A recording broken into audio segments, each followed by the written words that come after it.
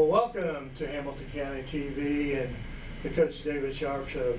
Welcome, Coach. Thank you, Perry. Good to see you as always. Yeah, good seeing you. Well, last week, homecoming, it wasn't exactly how you wanted to have it turn out, but offensively we did some good things and we did some bad things. So let's talk a little bit about the Zionsville game and how it progressed. We got off to a great start. We felt like we had, we were a lot better than them up front, just from the scouting report. We felt like our O-line would be able to handle their D-line, and I think we did for the most part. So getting that nice scoring drive to kick off the game was critical for us.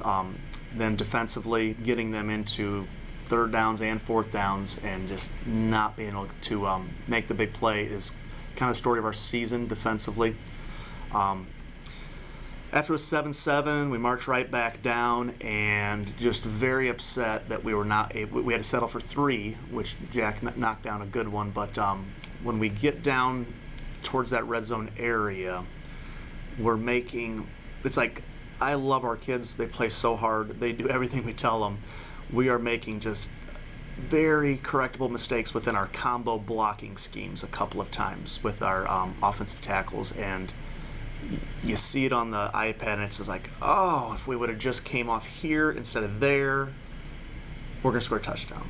Difference of 4 points. And it's nothing that Zionsville did better. It's just like we have to be able to see that fundamental, which is a unique fundamental, but within our offensive line, our combo blocking is, it got cleaned up on Monday. I'll tell you that for sure. And then, so it's 10-7, and then they go down, and again, another great drive. And this year in the conference, I felt like last year in the conference, it was kind of the year of the quarterback with Easters and Hessen and John McCall at HSC. That there was a lot of phenomenal quarterback play, Division I quarterback play. And this year in the conference, aside from Webster, it feels like it's the year of the running back. And the quarterback play might be a little, not quite as good across the league as it was last year, but the running back play I feel is up. And we all saw him. He's unbelievable, Colin Price. And he had a great game. And last week Zionsville did not have their big Notre Dame offensive tackle, Tanona, and then this week he's back, and he had a huge impact on some of those runs, particularly the 99-yard touchdown run. But it's the year of the running back when you look at Hauser and Hatchett, and then next week we play Wirtz, and this week we play Atavion Jordan, who's a 3-year starter at FC. There's the Marcus kid at Brownsburg. You just don't, Carson Dunn. You don't get a break from phenom running backs this year, which is a challenge we have to rise to, because we're not tackling phenomenal running backs right now. Yeah. But we got it to, we're up 10-7. They make it 14-10. March right back down the field, no problem. And then that little sequence on the right in front of our student section where we do not score, it comes down to just, again, we play so hard, but we ran a keep left to Gage goalie, and he's got a full head of steam, and we just don't quite take the precise angle on one of our pin blocks, which turns it into a gain of 4 instead of a gain of 6 or 7, and then we missed another Titan block on 3rd and 5, barely.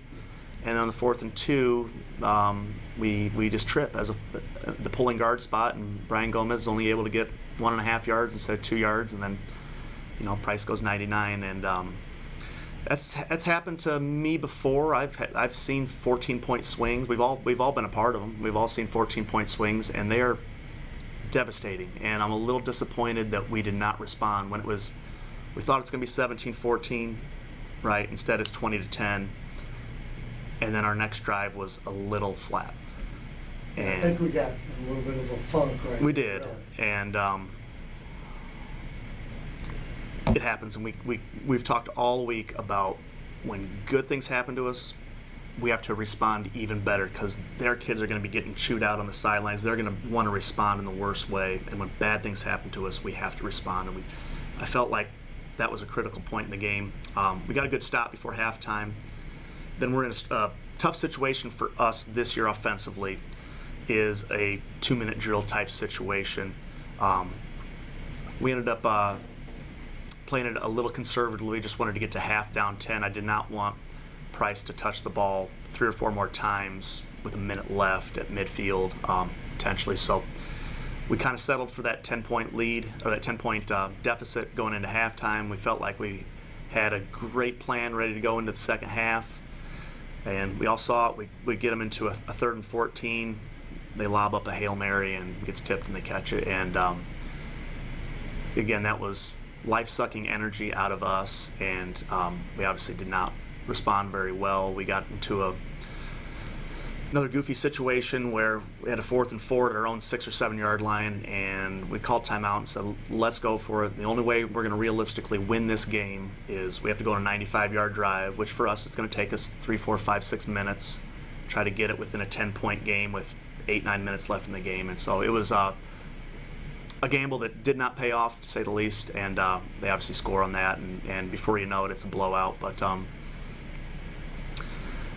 that game was something that we have to just learn from. Again, it's when we don't quite make the correct combo block, when we take a slightly bad angle on defense, our mistakes are costing us a lot. And like I said, they're so correctable, and the kids are so eager to fix them. And I can only tell you and the town of Noblesville that we got a lot better on Monday, because they work just as hard as any other week, but where we feel like we're a little weak, we overcorrected yesterday. And I'm very excited about practice today. It's Tuesday right now, and we're going out here in a couple hours and trying to capitalize off of that. And all this kind of experience is, we are a young team, but that's no excuse. We know what it takes to win in this league. And what it takes to win in this league is, for us, is to be not perfect, but just to be sound, to be fundamental, to just know everything in our very simple offense and our very simple defensive systems. And I think we can get there. I know we can get there. Coach, what about on the defensive side a little bit? We talked quite a bit about the offense, and as a whole, I felt like we played pretty well offensively. We had some gaps there that defensively you feel pretty comfortable about, some adjustments you made. Because I thought the second half you came out, but you're right, once they scored, we got down. Right, but we the thing that gets away from us is, after the Hail Mary, if we kind of just say, okay, let's say they don't catch the Hail Mary. Okay, totally different game. And prior to the Hail Mary, our front 7 played really, really well. They did not get a whole lot on the ground, because obviously the last touchdown was only a 7-yarder or whatever. But Snacks Rogers, our nose tackle, our zero tech, played a tremendous game. He's peaking at the right time. He's a 3-year starter, and he's in the middle of his senior year, and this is what you want from your seniors, to say, wow, I think you just played the best game of your life, and now you still have quite a few more games to even get better on top of that. So encouraged with our front 7. Our secondary had just a tiny bit of I shouldn't say miscommunication, just a couple of, we didn't quite rotate quickly enough. We underestimated the speed of a receiver, or the throwing arm of a quarterback, and it won't happen again. We're gonna get better. And thing with Franklin Central, they are a power team. They're the team most similar to us in terms of offensive scheme and identity.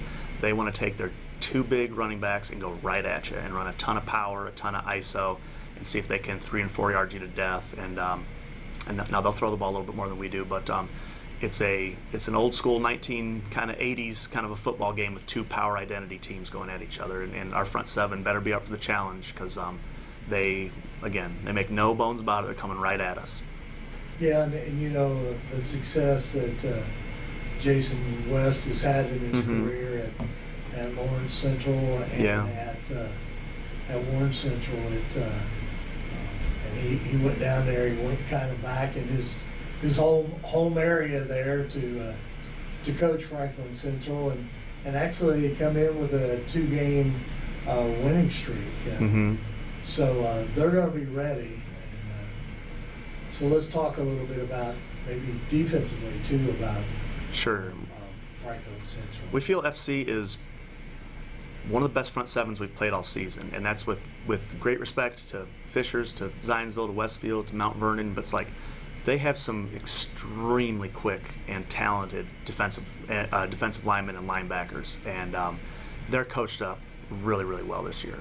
You can just tell. We love those two little linebackers they have. They're key oriented, and they get from point A to point B lightning quick. So and then the defensive line, they gave us a lot of fits last year. Quite a few of those guys are returning. This is a very experienced team. I know they've had 3 coaches in 3 years, but a lot of these kids played as sophomores and now they're seniors. So this is a class that I think Franklin Township has looked forward to seeing for quite some time. And when you get Coach West and his fine staff that he's brought in, it's like they're getting the most out of them. And we talked to the kids. FC's on their first 2-game win streak in quite some time, and we were on our first 2-game win streak in quite some time, and we remember getting patted on the back, and it made me uncomfortable as a coach after week 2. And it's like, hey, we're 2-0, and I was like, we got to stop telling these kids like we have a lot more work to do. This is setting up a letdown, and when you lose 3 in a row, it's the exact opposite. You're so hungry to get back on the field. You just want to kind of hide. You don't want to. You don't want to do anything except just get better at football. Block out the outside noise. So we told the kids FC might be going through hey, you guys are really good. Wow, 2-game win streak. So we have to play that to our advantage. Maybe they'll come out just a little flat, the way that we came out a little flat against Fishers after our 2-game win streak. Yeah, Coach. What about, Coach, you're going on the road down to Franklin Central. Mm-hmm. This is your longest road trip of the year so far. But as we've talked before, we're very blessed that we don't have that long travel. Okay, Right. And outside of if we have Terre Haute South back in our schedule next year, which I don't know. We don't know yet. Yeah. But we're used to getting on a bus, not going very far if we have to travel. Any effect as far as of the travel down there, the prep, or Well, I'm very of course traffic and all that are going around I'm very concerned about travel, because even when we went 5 minutes down the street to Westfield, it was a disastrous start. When we went 20 minutes down the street to Mount Vernon, it was a disastrous start. So we're going to change up our Thursday, Friday after school routines, and we have to manufacture some more intensity earlier. We got to get maybe I'm overthinking it, and they just executed a play or two more than we did early in the first quarter, those 2 away games that we've had. But we've talked as a coaching staff about how to recharge the energy for the first quarter of an away game. Yeah.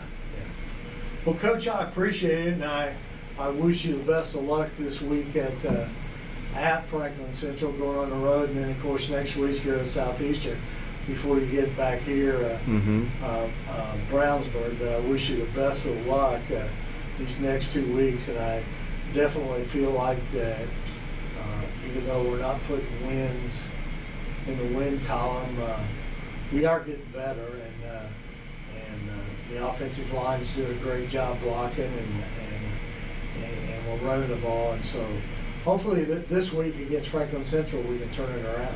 I hope so too, and just a big thanks to everyone in Noblesville. The parade was amazing, and the kids were very charged up and amped up, ready to go. The way that we were represented is truly unbelievable, and I'm sure we'll say the same thing next year at homecoming. It's just amazing town we live in, and just thank you for all the support. We're going to get this thing turned around. All right, thanks a lot, Coach. Thanks. Appreciate it. Yep.